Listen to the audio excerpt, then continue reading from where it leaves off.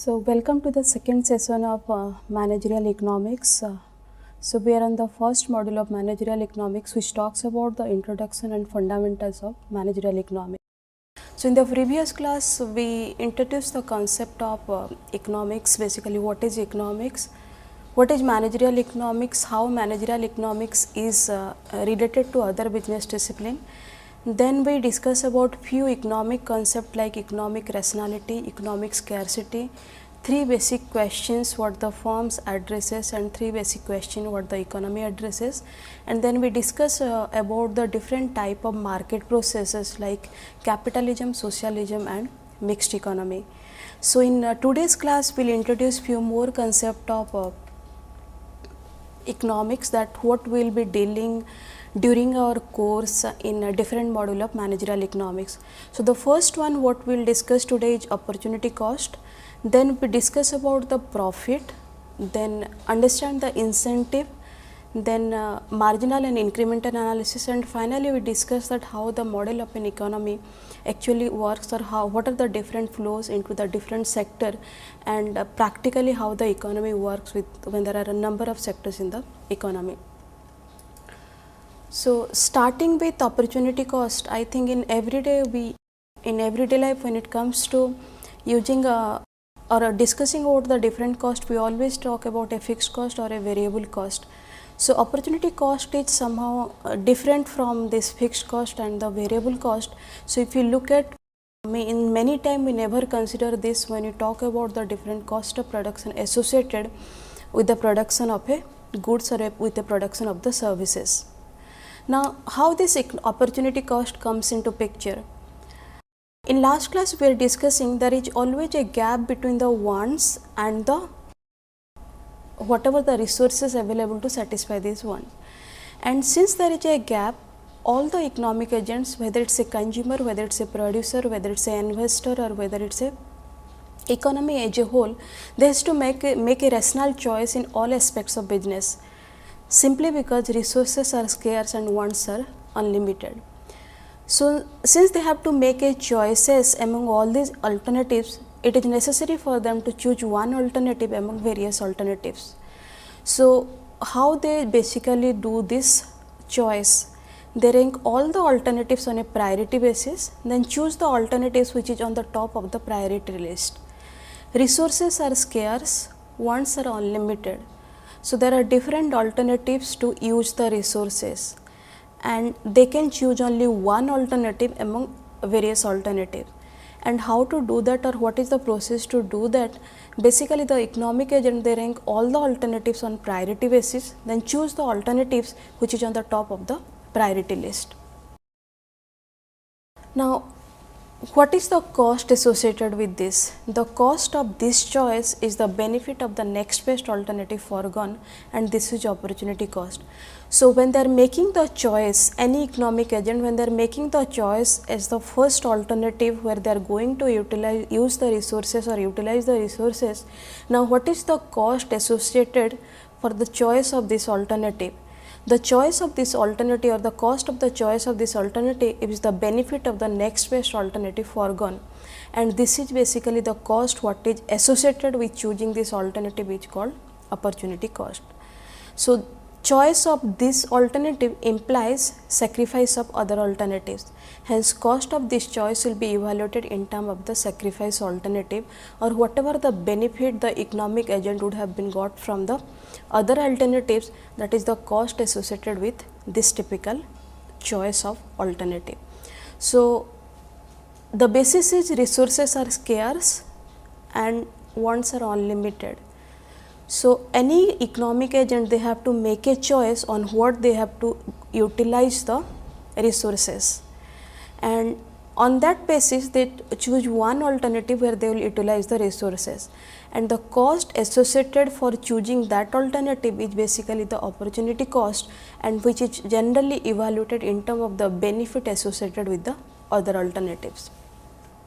So, the opportunity cost is the highest valued benefit that must be sacrificed as a result of choosing the alternative. Now, we will take an example. Suppose a machine, it can produce either X or Y. So whatever the resources available, with that resources either they can produce X or they can produce Y. Now the opportunity cost of producing a given quantity of X is the quantity of Y which the resources would have produced. Because resources are fixed, either they can use that resources to produce X or produce Y. So when we calculate or when we evaluate what is the opportunity cost associated with producing 1 unit of X or 1 unit of Y, it is always in term of the other variable. If we are discussing or if you are evaluating the cost associated with X, opportunity cost associated with X, it is in term of Y, and if you are evaluating the opportunity cost associated with Y, that is always in term of X. So if the machine can produce, if it is either X or Y, the opportunity cost of producing any given quantity of X is in term of Y, and the opportunity cost of producing any given quantity of Y is in term of X. Suppose we are assuming that the machine can produce either 10 unit of X or 20 unit of Y with the available resources. So what is the opportunity cost of 1X? The opportunity cost of producing 1 unit of X is 2Y, and similarly the opportunity cost of producing 1 unit of Y is 0.5 unit of X, because with the available resources either the machine can produce 10 unit of X or it can produce 20 units of Y. So opportunity cost of producing 1 unit of X is 2 unit of Y, and the opportunity cost of producing 1 unit of Y is 0.5 or half unit of X. And when particularly there is no information about the price or no information about the quantity is produced, then in that case the opportunity cost is the ratio of their respective prices. So when there is lack of information about the price or lack of information about the quantities produced, generally the opportunity cost to be evaluated in terms of their price associated with the products or price associated to the goods, and this is the ratio of their respective prices. We can take one more example which will explain the opportunity cost. Suppose there is one option that you may be working in your hometown and you have got another job offer which is not in the hometown, in a city away from your hometown. Now what are the choices available over there? The choices available to you is either to continue with the existing job which is there in the hometown, or the other offer is to take the job offer in the city away from your hometown. Now if you are selecting the new offer which is away from your hometown, you would be foregoing the benefit of staying at home. So there is sacrifice associated with the new offer. You will be away from home, and the benefit what you would have got by staying at home, you are going to sacrifice that. So benefit of staying at home is the opportunity cost of selecting the new job. So this is a scenario where you cannot calculate directly the cost associated with the selection, the cost associated with the taking a new offer, rather there is a opportunity cost associated with this decision. So in this case the opportunity cost of selecting new job is the benefit of staying at home. So whenever we choose one alternative over another alternative, in this case the cost associated with the chosen alternative is always in terms of the benefit with the other, or the sacrifice with the attached with the other alternative. And the same thing what we have applied over here, that the opportunity cost of selecting a new job is the benefit of staying at home. Suppose we take one more example where the firm has make a choice between the buying new computer for its employee and installing a new server. We are assuming that whatever the funds available for the firm, that is limited.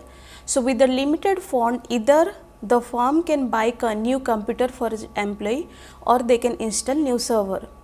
So if the firm opts to purchase the server, the alternative of buying computer is foregone and would be opportunity cost of buying the server. So either they can use this fund to purchase the server, or they can use this fund for buying the computers. So if the firm is choosing over buying computer to purchase the server, then the opportunity cost of buying the server is equal to the whatever the alternatives of buying computer. So, there are always, so this whatever in the previous two examples we have taken, only there are two choices, but when it comes in the reality we have many choices, and when it comes to decide about the utilization of the resources or utilization of the fund, we always rank them on the basis of priority, and we take the first one, and the opportunity cost of the first alternative is always whatever the benefit associated with the other alternatives what we have not chosen for utilizing these resources. So, maybe in this case we can take one more example, particularly from the student perspective. See, you have to study maybe the number of subject in a day, and maybe you assign 2 hours for each of these subjects. When you spend more than 2 hours on a typical subject, then basically in this case you are sacrificing whatever the time you would have spent for studying the other subject. So, now what is the opportunity cost of study a typical subject for more than 2 hours? Whatever the benefit you would have got by spending that time in studying the other subjects. So, opportunity cost is that there are always two choices or the number of choices.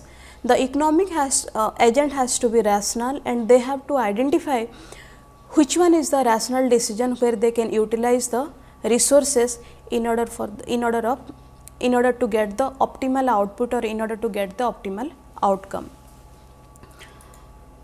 Next we will discuss about the profit, because if you look at now what is the optimization problem for the firm, or what is the objective of the firm, or what is the goal of a manager to maximize the profit from their production. So, whether it is the goal of the manager, whether it is the goal of the firm, it is always the maximization of profit is the objective, or maximization of profit is their optimization problem. So, to reach to the profit, we will first find out what is the cost associated with the resources. There are three types of cost associated with the resources. One is opportunity cost, about which we have just discussed now. Then market supplied resources, and the third category is owner supplied resources. So, in case of opportunity cost, as you have discussed, when you narrow down into the case of a firm, now what is the opportunity cost? What the farm owners give up to use resources to produce goods and services. Whatever the resources they are utilizing to produce goods and services, that has some alternate use or alternate utilization. The benefit of the alternate use or alternate utilization is the opportunity cost to produce the goods and services by the firm. So, the first category of cost associated with the firm is the opportunity cost, what the farm owners give up to use resources to produce goods and services, because the same resources could have been used to produce some other goods and services, or maybe the resources could have been used for some other economic activity. The second type of cost comes here is that cost associated with the market supplied resources. Now, what is market supplied resources? There are two kind of resources. One is market supplied resources and second is owner supplied resources. In case of market supplied resources, it is owned by others. Basically, these resources are hired, rented or leased, and this is being used by the firm. This is not the firm's resources, this is not the owner's resources. These resources owned by the other economic agent, and in order to use that, in order to utilize that, basically the firm hires, rents or they get this in the form of the lease. The second category of resources is owner supplied resources. This is basically owned and used by the firm. In case of market supplied resources, it is owned by others but used by the firm, but in case of owner supplied resources, it is also used by the firm and it also owned by the firm. So, this is basically the firm's resources used by the firm itself. Now, how we will find out the economic cost associated with the resources? Basically, this is the sum of the opportunity cost of both market supplied resources and owner supplied resources. Now, two type of costs again comes here. Total economic cost is always the cost of both market supplied resources and owner supplied resources.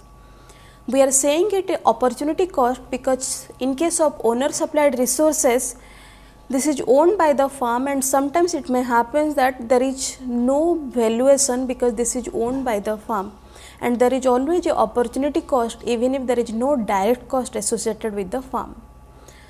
Now, two category of cost, one is explicit cost and second one is the implicit cost. Explicit cost is one where there is a direct monetary payment to the owners of the market supplied resources, because this is not owned by the farm, this is owned by the some other economic agent. Whenever the farm uses this, they have to make the payment. If you remember, in last class we discussed about four type of factor of production. All factor of production is one kind of resources. If the land belongs to someone else, then we have to pay the rent, which comes under this monetary payment, which comes under the explicit cost. If the capital has been taken from a financial institution, we have to get the interest rate, or we have to pay the interest rate to the financial institution. That comes under the monetary payment, which comes under the explicit cost. Similarly, if you look at, if the manager is not the owner, then the owner has to pay the salary and part of its profit, because the manager is doing the one of the factor of production, if you remember, the entrepreneurship. So similarly, whatever the skilled or non-skilled manpower required to produce the product, there is monetary payment associated with that. For the non-skilled manpower, it is always wages, and for skilled manpower it is always the salary. So monetary payments to owners for market supply resources, that comes under the explicit cost. Then we come to the second category of cost, that is implicit cost, non-monetary opportunity cost of using owner supplied resources. So if you look at, many times we don't add this implicit cost when you decide the cost of production for the product or cost of production for the services, because in case of implicit cost, there is no direct cost, there is a opportunity cost. So implicit cost takes care of all the non-monetary opportunity cost of using the owner supplied resources. So total economic cost is the sum of opportunity cost of both market supplied resources and owner supplied resources. Then we get two types of cost, one is explicit cost, another is implicit cost. Explicit cost is the monetary payment for the owners for the market supply resources, and implicit cost is associated with the owner supplied resources, that is the non-monetary opportunity cost. Okay. Now, all the activity that comes under the direct payment, that is always under the explicit cost. Now, what are the different types of implicit cost? We will take few examples. Opportunity cost of cash provided by the owners, like whatever the equity capital, if you look at, it is farm's own resources. There is no payment for this. This is owned by the farm and used by the farm. So opportunity cost of the cash provided by the owner, this is one kind of implicit cost. If you look at, there is no direct payment for this. The second example comes here. Opportunity cost of using the land or the capital owned by the farm. Suppose the product is getting produced in the owner's resources, the owner is having a piece of land, and that economic activity or the production activity is by using that particular piece of land. In this case, there is no payment associated for using the land or using this typical input. So there is a opportunity cost of using that land. If the land is not being used by the farm itself, there is alternate value of this. The land may have got some amount of rent if it is getting used by some other farms or for some other economic activity. Similarly, opportunity cost of owner's time spent in managing or working of the farm. It comes when the owner is managing or the owner is the manager of the farm. In that case, the owner, whatever the time spent by the owners or on managing and working for the farm, there is no value or the owner is not charging any money or owner is not getting any payment for this. So, there is no direct cost, rather there is a opportunity cost of owner's time spent in the managing or working for the farm.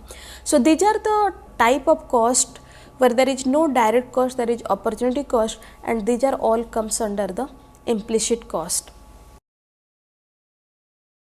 Now, we will see after discussing the different types of cost, how we get into the profit.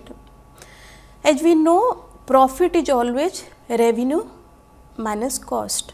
The difference between the revenue and the cost is profit. We will see two types of profit here. One is economic profit and second one is accounting profit. In case of economic profit, it is the difference between the total revenue and the total economic cost. In case of this total economic cost, again this has two parts, one is explicit cost, another is implicit cost.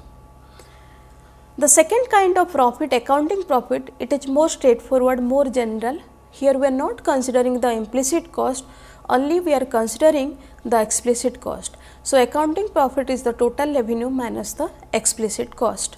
So, economic profit is total revenue minus total economic cost. Total economic cost, it includes both the explicit cost and the implicit cost. In case of accounting profit, we are not including the implicit cost, we are including only the explicit cost. So, accounting profit is the difference between the total revenue and the explicit cost. Okay. Accounting profit does not subtract the implicit cost from the total revenue, we are discussing just that. Farm owners must cover all cost, all resources used by the farm. But what is a rational way? The rational way is when the farm owners, they are considering all the type of cost associated for all resources used by the farm. What is the background for this? The background for is that objective is to maximize the economic profit, not the accounting profit. What is the goal of the farm? The goal of the farm is profit maximization. Now, what profit maximization? Economic profit maximization. Economic profit maximization because it consider all these type of cost, explicit and implicit cost. If the maximization is accounting profit, then in that case they are ignoring the implicit cost, they are not considering the implicit cost. So, objective of the farm is to maximize the economic profit, and for that they should cover all cost associated with all resource used by the farm. Let us consider one example, what we take as the implicit cost, what we take as the explicit cost, what is accounting profit and what is economic profit. Consider a simple example, an individual who has a CA degree and considering venturing into the spare part business rather than going for a corporate job.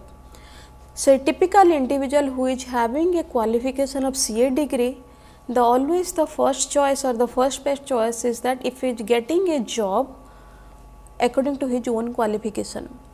In this case, this typical individual is getting into a business venture of spare parts rather than taking a corporate job. He invests 3 lakhs in the business. So, initial capital is 3 lakhs in the business. Now, this is the projected income statement for the year. Total sales is 1 lakh, cost of the goods sold is 40,000, the cost of the production, gross profit is 60,000. So, this is the income statement for the year. The total sales is 1 lakh, the cost of production is 40,000. So, revenue minus cost is the gross profit, that is rupees 60,000. We add few more expenses minus depreciation, which is 5,000, utility expenditure another 4,000, advertising expenditure 10,000 and miscellaneous expenses another 5,000. This total comes to 24,000. So, if you take these expenses deducted from the gross profit, then the net account profit is 36,000. Okay. So, sales is 1 lakh, cost of production is 40,000, gross profit is 60,000. Few more expenses what we deduct from the gross profit in order to reach the accounting profit. Depreciation 5,000, utilities 4,000, advertising 10,000, miscellaneous expenses is 5,000. The total is 24,000. So, if you deduct this from 60,000, that the net accounting profit is 36,000. Now, what the firm should do? Whether it is matching with their maximization of the profit or there is a mismatch. Please note that this is accounting profit, this is not the economic profit. Why this is accounting profit? Because in this case we have taken revenue minus explicit cost, we have not added the implicit cost over here.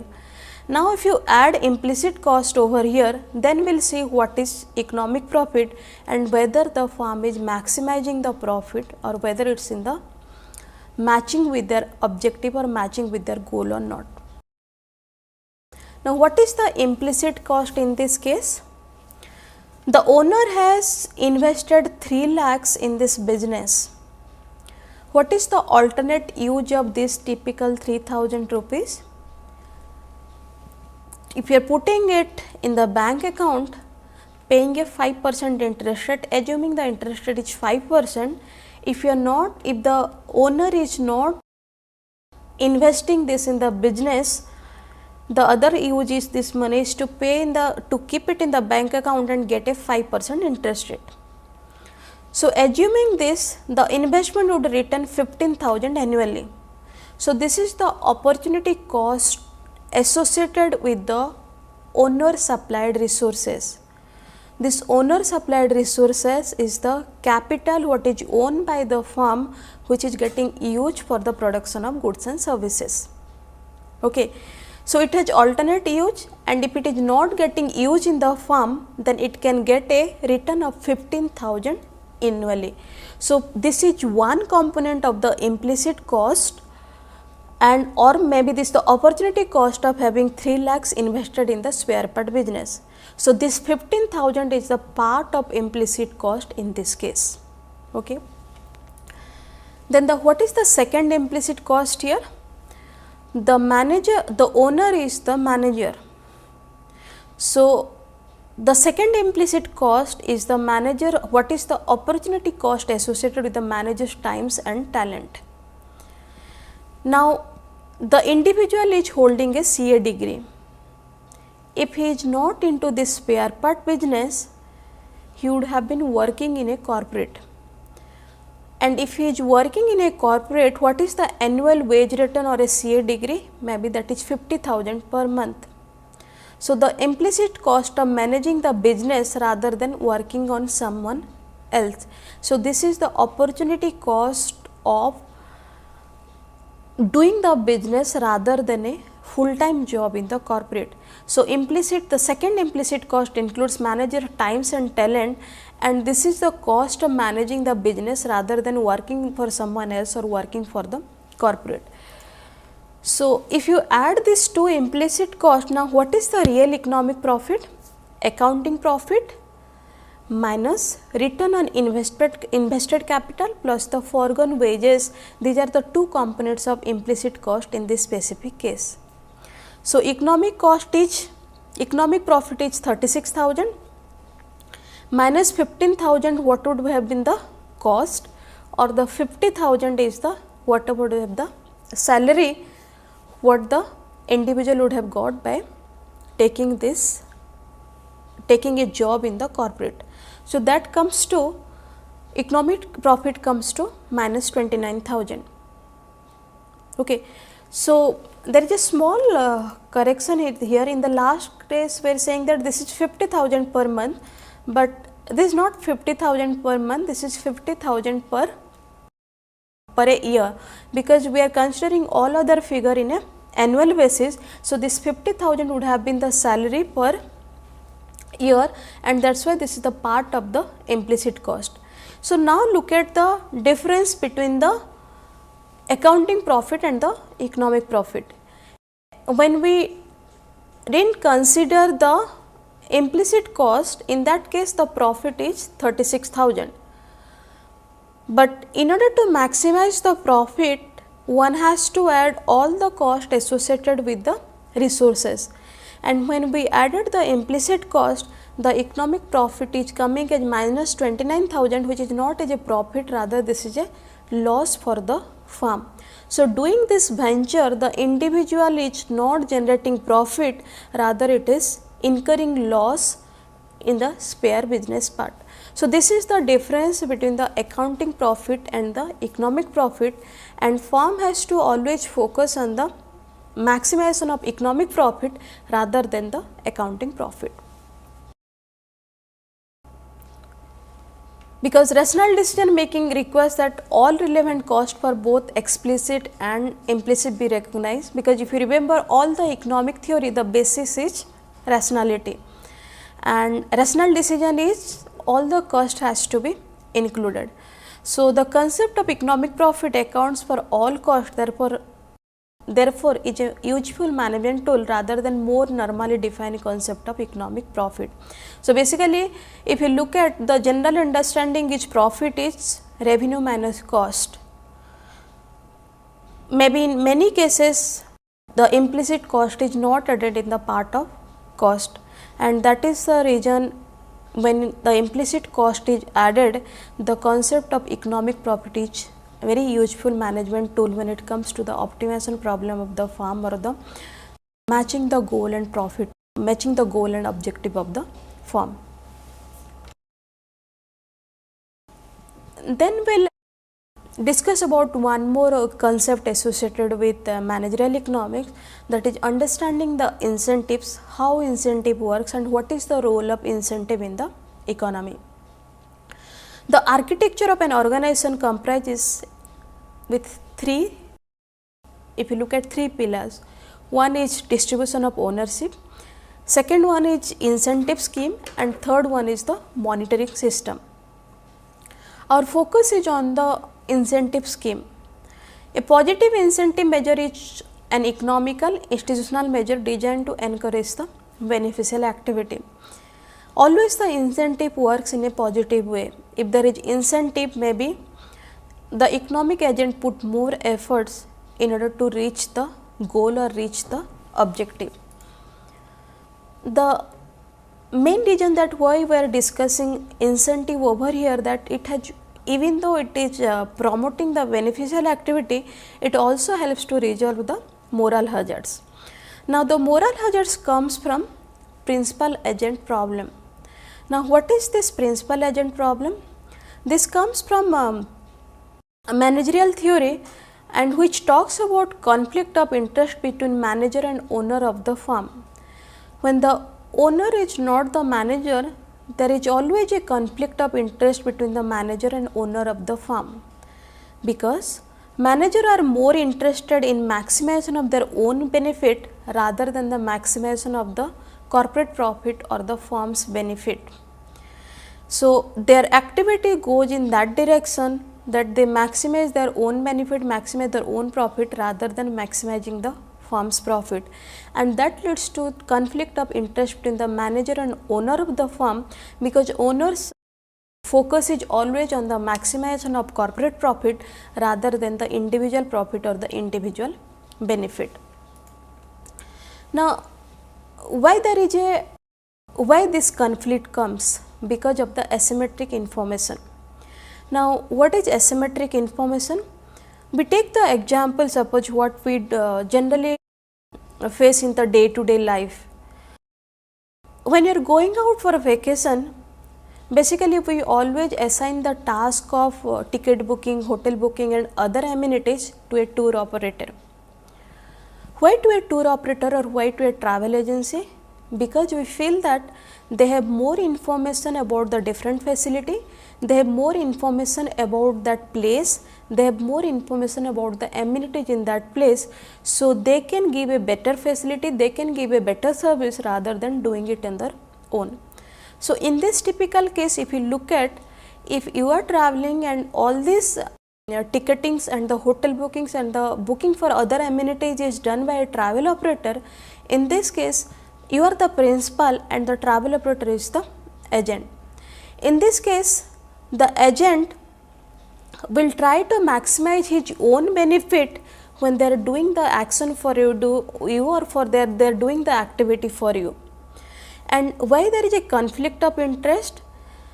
The principal do not have much of information that they can do this activity on their own. The agent has the information, and since they have the information, they want to maximize some profit, some benefit from their information available to them as compared to the principal. So, if you look at the major reason for the principal agent problem or the conflict of interest between the manager and the owner in a specific firm case is because of asymmetric information. Because of principal agent problem or because of asymmetric information, it leads to two problems. One is adverse selection and second one is the moral hazards. What is adverse selection? Adverse selection is the immoral behavior that takes advantage of asymmetric information before a transaction. The typical example is medical insurance. If you look at the person who is already affected of one kind of illness, they are more serious about taking a medical insurance rather than a healthy person. In this case, the person who has already faced the illness once, they show immoral behavior and take advantage of the asymmetric information. The second category or the second type of problem comes in principal agent or the asymmetric information problem is moral hazards.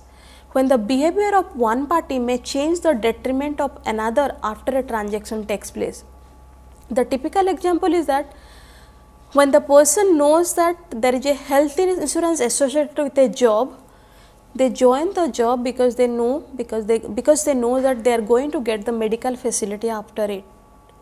So, the difference between the adverse selection and the moral hazards is, in both this case there is immoral behavior, but in case of adverse selection immoral behavior is before a transaction, and in case of moral hazards immoral behavior is after the transaction.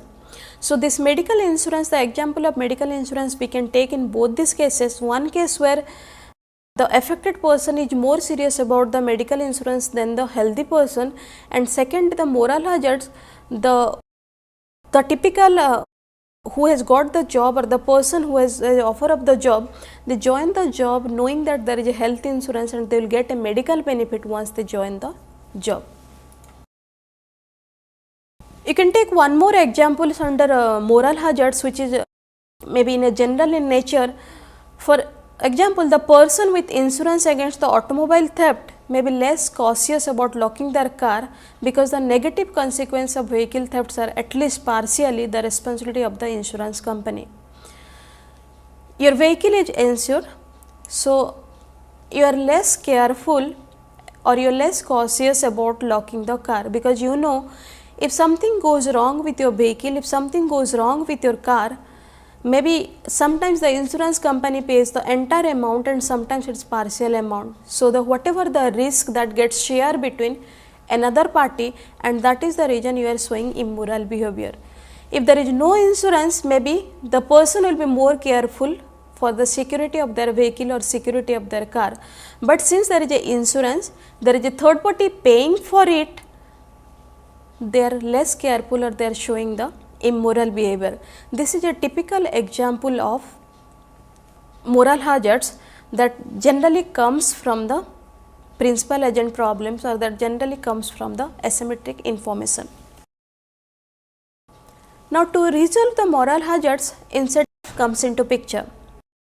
Now, what are the two ways for solving these moral hazards? The two general approach or two general solution. One is to invest in monitoring and surveillance and other method of collecting information about the behavior of the party subject to moral hazards. Monitoring those economic agents which showing immoral behavior or information about the behavior of the party, and second, to align the incentive of the party subjects to moral hazard with those less informed party. Okay. So, if there is an incentive associated with that, maybe the immoral behavior is less. So, the first one is monitoring the immoral behavior, and second one is that there is a incentive or to align the incentive of the party subject to moral hazard with those there is a less informed party. So, if you are showing less immoral behavior, there is a incentive associated with this. So, one is monitoring, second one is the benefit of the incentive associated with not showing the moral behavior. For this, there are type of incentive scheme. One is performance pay. In case of performance pay, the incentive scheme resolve the moral hazards by tying payment to some measure of performance. If you look at how the insurance charges for your vehicle every year differs. If you are met with an accident, if you are met with a theft, generally the insurance premium increases.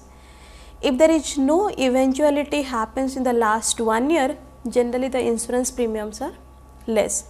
So, this is one way act as an incentive scheme to resolve the moral hazards by tying a payment to the some measure of performance.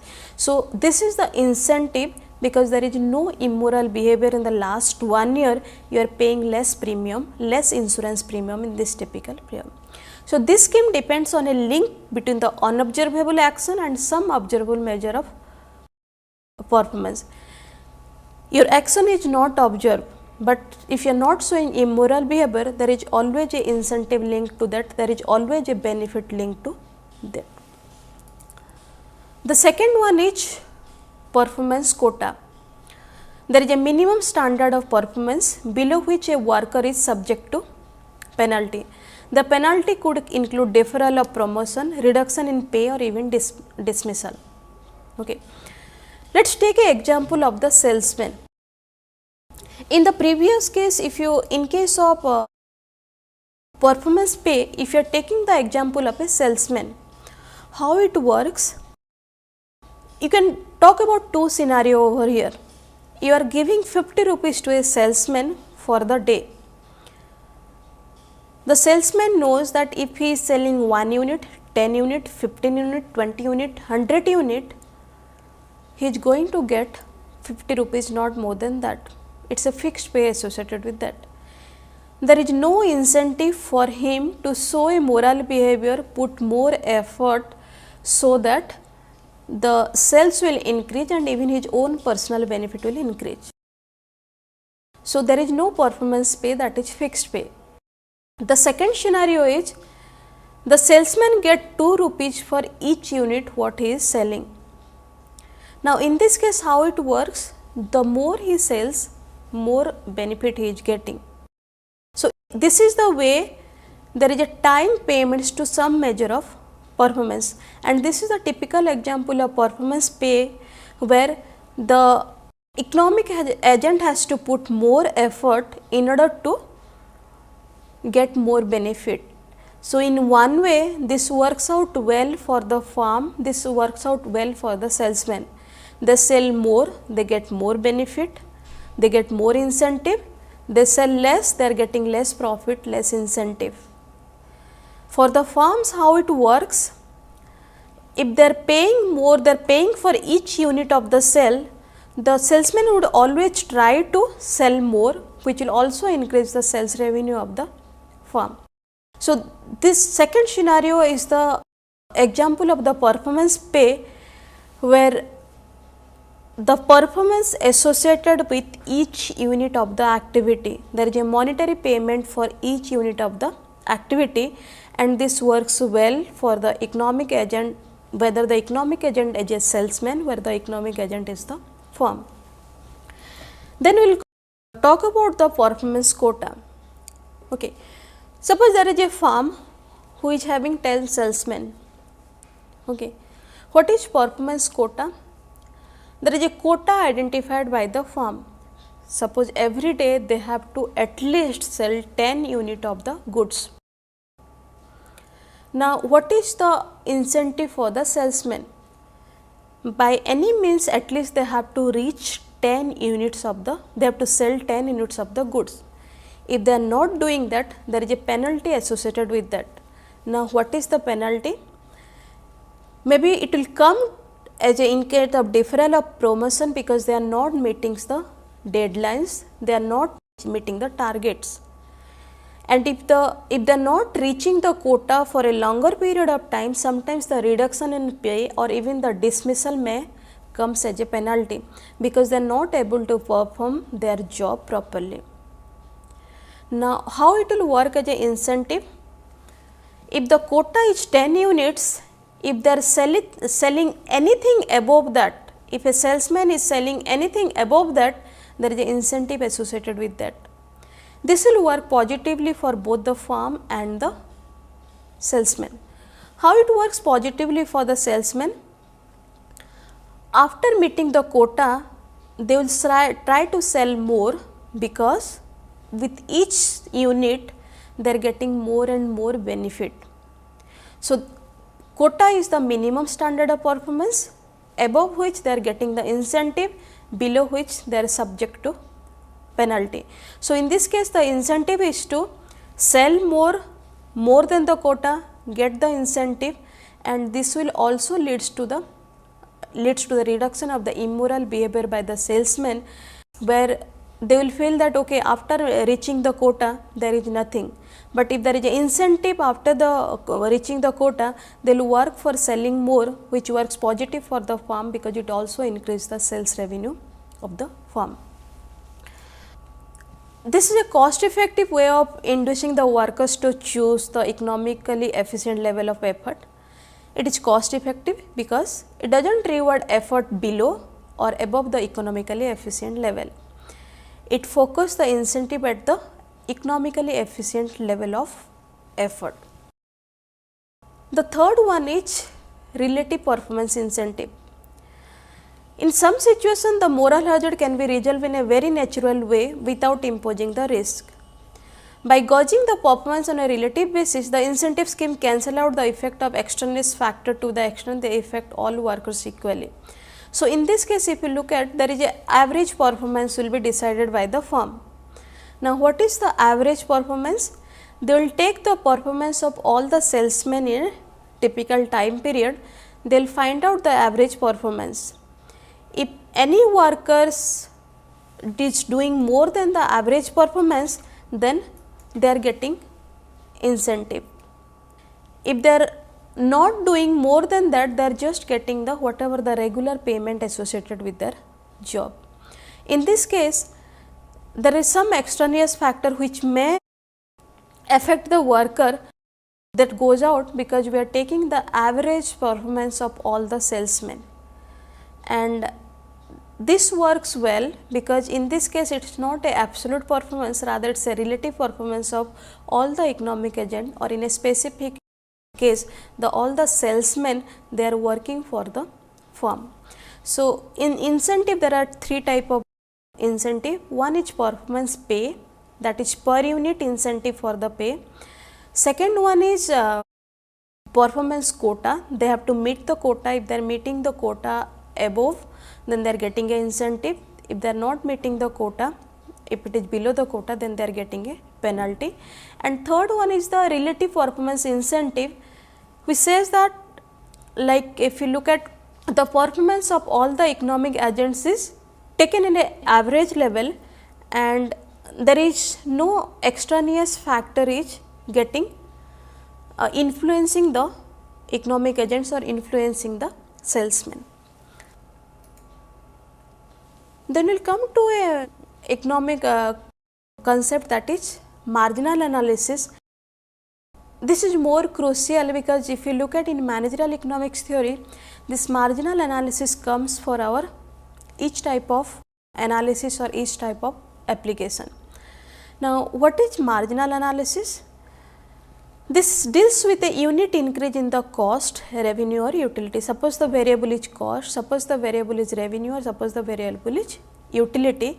The concept of marginality deals with a unit increase in the cost, revenue or utility. Now, what is marginal? Marginal cost or marginal revenue or marginal utility is the change in the total cost, revenue, utility due to unit change in the output. So, basically the marginal is the concept of marginality is the unit increase or unit change in any variable, that is cost, revenue or the utility. So, marginal cost, revenue, utility is the total cost, utility, revenue of the last unit of output. So, if you are taking a typical case of marginal cost, that is marginal cost of what is the n unit, that is total cost of n unit minus total cost of n minus 1 unit, where the n is the number of unit of output. So, marginal cost is nothing but the cost associated or the difference in the cost between n unit and the n minus 1 unit, that is the marginal cost. So, the marginal cost is the cost as total cost of the last unit of output, that is the marginal cost of the present unit. As we know, profit is the revenue minus cost. So, change in the total revenue arising from a unit change in the output, that is marginal revenue. That is, if you are discussing in term of the calculus, in term of the derivative, then this is the first order derivative of the total revenue function with respect to the output. So, profit is revenue minus cost.